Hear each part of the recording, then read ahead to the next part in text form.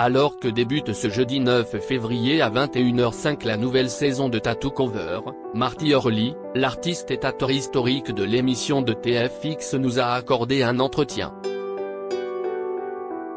Les sauveurs de tatouages sont de retour ce jeudi 9 février, pour la saison 5 de Tattoo Cover sur TFX. Pour les artistes du Pulp, Dodie, Diego Morin chez Marty Hurley la mission reste immuable, aider des clients embarrassés par leurs tatouages ou encore masquer des cicatrices. Avant de choisir un dessin pour effacer ce mauvais souvenir, ils seront accueillis cette année par Laurine, la nouvelle réceptionniste de l'émission, une comédienne et influenceuse bien connue des internautes sous le pseudonyme La Potée Guenante. Viendra alors l'heure, pour les clients, de passer entre les mains du tatoueur qu'il aura choisi. Présent depuis la création de l'émission en 2018, l'artiste de 32 ans Marty Hurley nous a accordé un entretien. J'ai commencé le tatou très naturellement, à 18 ans télé-loisirs, qu'est-ce ce qui vous a poussé à devenir tatoueur ? Marty Hurley, j'ai toujours baigné dans cet univers artistique. Mon père qui travaillait dans une bibliothèque était ami avec plein de dessinateurs que je rencontrais lorsqu'il faisait des séances de dédicaces. Et puis j'ai fait du skate pendant longtemps. Un milieu un peu underground et à l'influence américaine. J'ai commencé le tatou très naturellement. J'ai eu le déclic à 18 ans. Comment vous êtes-vous retrouvé dans Tattoo Cover ? Les équipes de production sont venues me chercher. Elles m'ont trouvé sur internet et ont vu avec Tintin, l'un des plus célèbres tatoueurs de France, note de la rédaction, si on était de bons tatoueurs, pour ne pas mettre n'importe qui à la télévision. Quelles sont vos sources d'inspiration ? Mon style est néo-traditionnel. J'aime beaucoup les musées et l'art nouveau. J'adore mélanger du médiéval avec du beau mouvement, comme de jolies postures ou de jolies chevelures. Un peu comme des tableaux. Tattoo Cover a énormément aidé à démocratiser le tatouage. Quelle est la proportion de covers dans votre métier ? Mine de rien, beaucoup. Pour donner un ordre d'idée, avant même l'émission c'était déjà un bon 40 ans. Quel conseil donneriez-vous à quelqu'un qui veut se faire tatouer ? Le tatouage, CIST comme tout, ça demande une éducation. Il faut avant tout faire une bonne recherche. Grâce aux réseaux sociaux, tout le monde a désormais accès aux books des tatoueurs. Ce qui permet de voir le style de l'artiste et de trouver le sien. CIST beaucoup plus simple qu'avant. Et puis il ne faut pas trop se mettre la pression. Si on stresse et qu'on réfléchit trop, CIST que ce n'est pas le bon moment. Il faut enfin écouter l'artiste et ses indications. Le tatouage s'est démocratisé depuis quelques années. Comment l'expliquez-vous ? En France, Tattoo Cover a énormément aidé. J'ai eu beaucoup de retours sur ça et CIST cool car CIST que ce que toute l'équipe voulait. La jeune génération est aussi moins fermée sur le sujet. Mais je ne jette absolument pas la pierre aux anciennes générations qui sont plus réfractaires.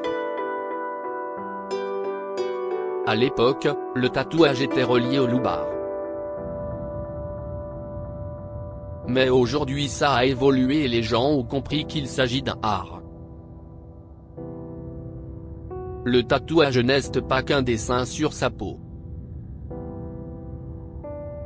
CIST bien plus que ça. J'ai tatoué un joueur du PSG et des stars du hip-hop. Cette saison de Tattoo Cover accueille Terence James, ancien finaliste de The Voice. Vous-même, avez-vous déjà tatoué des célébrités ? Oui, plein. Des footballeurs, comme celui du PSG et de l'équipe de France comme Layvin Kurzawa, note de la rédaction, et des stars américaines du hip-hop. Ce sont des gars super sympas. L'avantage du tatouage, si est que le client doit avoir confiance en l'artiste puisque sa peau va être marquée à vie. Donc le statut de star disparaît et on partage ce moment ensemble. Votre bande va également devoir recouvrir un tatouage situé sur un crâne. Refusez-vous de tatouer certaines zones du corps? Toutes les zones du corps sont tatouables. Même les paupières. Après, personnellement, je ne tatoue pas les zones intimes. Quel est le tatouage le plus fou qu'on vous a déjà demandé? Si est compliqué car les styles évoluent avec le temps. Dans les années 90, c'était le tribal. Et ça saoulait assez les tatoueurs car ce n'était pas très intéressant artistiquement. Ensuite, le mandala est arrivé. Ce n'est pas mon style. Grâce à ma renommée, j'ai aujourd'hui la chance de pouvoir choisir ce que je fais. Mais quand tu commences, il faut bien se faire la main. Et travailler pour se nourrir. Je ne regrette aucun de mes tatouages. Regrettez-vous certains de vos tatouages? Si est une bonne question.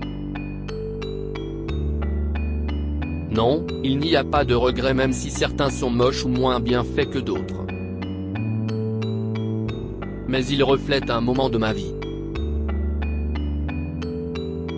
Un tatouage marque des choses vécues et qu'on ne veut pas oublier. J'ai rencontré plusieurs clients qui ont des tatouages pas forcément beaux mais qu'ils refusent de couvrir car, justement, ils représentent une période de leur vie. L'ambiance entre les artistes de tattoo cover semble toujours au beau fixe cette saison. Oui car on est de vrais amis dans la vraie vie avec Diego, Dodi et toute l'équipe. Ce que vous voyez à l'écran n'est pas joué, ce sont tous de véritables potes. Même la compétition entre nous est saine.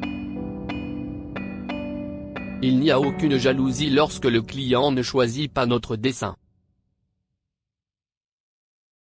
Et puis, entre nous, on sent assez vite qui va être désigné même si on joue le jeu à fond. Le groupe TF1 adore Tattoo Cover et veut l'inscrire dans le temps. Pourquoi avoir décidé de devenir tatoueur en studio privé, et donc sans boutique? Je tatoue depuis 14 ans et je me suis assez vite mis en studio privé dès que j'ai trouvé mon niveau correct et propre. Je n'avais plus besoin de ce qu'on appelle les walk-in aux États-Unis, si est à dire les clients qui passent devant ta boutique et qui rentrent comme ça. En général ce ne sont pas les meilleures idées qui en ressortent. J'ai vite compris que les meilleurs clients étaient ceux qui t'envoient un mail. Voilà pourquoi je suis en privé. Si est un choix financièrement dur au début car tu perds de l'exposition.